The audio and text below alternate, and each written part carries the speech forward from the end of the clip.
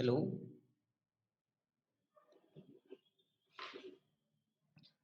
Hello everyone once again, and I'm Ullas Agarwal.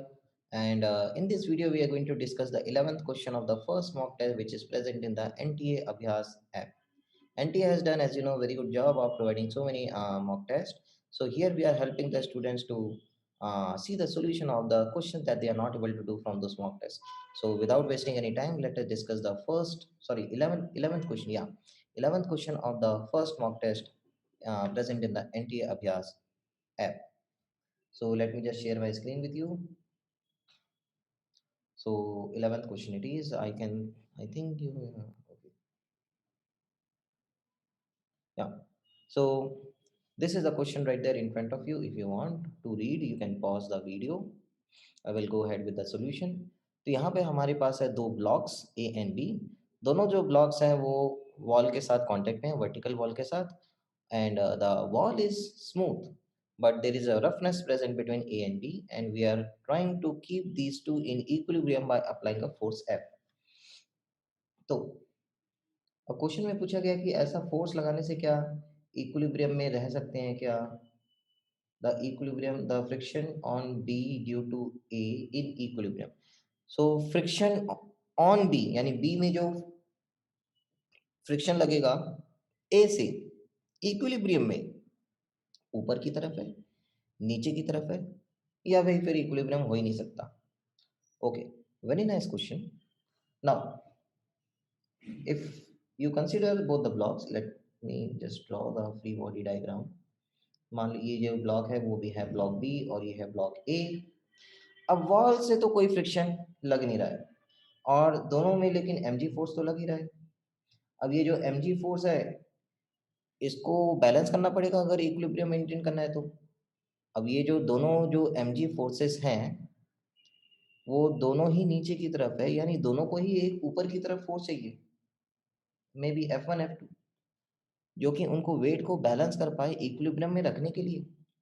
लेकिन friction तो लग नहीं रहा है वॉल से, तो ये जो अपवर्ड फोर्स जो ए और बी को चाहिए वो किससे मिलेगा, वो फ्रिक्शन से ही मिलेगा. But friction is not present from the wall, friction is present between A and B only. लेकिन अगर ए बी में अपवर्ड फोर्स लगाता है तो बी ए में डाउनवर्ड फोर्स लगाएगा, और अगर ए बी में डाउनवर्ड फोर्स लगा रहा है तो बी ए में अपवर्ड फोर्स लगाएगा. तो दोनों फ्रिक्शन तो अपवर्ड हो ही नहीं सकते, क्योंकि न्यूटन का थर्ड लॉ ये बोलता है कि every action has an equal and opposite reaction.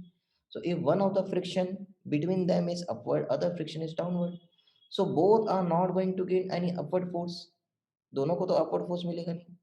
अब क्योंकि दोनों को अपवर्ड फोर्स मिलेगा ही नहीं, इसका मतलब क्या, इसका मतलब दोनों में mg फोर्स बराबर को कैंसिल आउट नहीं किया जा सकता. क्योंकि कोई भी अपवर्ड फोर्स नहीं मिल रहा है तो mg फोर्स को कैंसिल नहीं किया जा सकता, तो इक्विलिब्रियम तो पॉसिबल ही नहीं है. क्योंकि इसके अलावा जो भी सोर्सेज है वो है नॉर्मल फोर्स है, नॉर्मल फोर्स जो है हॉरिजॉन्टल है. सो इसमें लग गया फोर्स F, इसमें लग गया N1. मान लो ये है N1 और ये है N2. चलो ये क्वेश्चन तो हो गया, लेकिन फ्रिक्शन का डायरेक्शन और फ्रिक्शन का मैग्नीट्यूड भी समझ लेते हैं. मान लो अगर ए और बी के बीच में फ्रिक्शन नहीं होता है तो क्या होगा, तो दोनों का एक्सेलरेशन हो जाएगा g. अब दोनों का एक्सेलरेशन g हो जाएगा बिकॉज ऑफ mg फोर्स, तो यानी कि दोनों के बीच में तो कोई रिलेटिव मोशन होगा ही नहीं, तो दोनों ही नीचे की तरफ फॉल कर जाएंगे. इसका मतलब ये है कि जब दोनों के बीच में रिलेटिव मोशन होना ही नहीं है तो फ्रिक्शन लगेगा क्यों, because friction is a force which will try to oppose the relative motion which is trying to happen. But there is no relation, there is no relative motion which is trying to happen here. Both are trying to move together only with the same acceleration g in absence of friction because of their weight. तो इसका मतलब ये है कि friction लगेगा ही नहीं और equilibrium में दोनों रहेंगे ही नहीं. फ्रिक्शन हो जाएगा जीरो और इक्विलिब्रियम पॉसिबल नहीं है. लेकिन क्वेश्चन में पूछा है कि friction on B due to A in equilibrium कितना है, इक्विलिब्रियम में कितना फ्रिक्शन फोर्स है. तो भाई आंसर तो यही होता है कि इक्विलिब्रियम है ही नहीं. हाँ, अगर पूछता ही है कि चलो ये इक्विलिब्रियम हटा देता है यहाँ से, कि अब और बोलता कि दोनों ब्लॉक्स को रेस्ट से रिलीज किए हैं, अब बताओ कि friction on B due to A कितना है, तो answer would have been zero in that case. Okay, have a good day.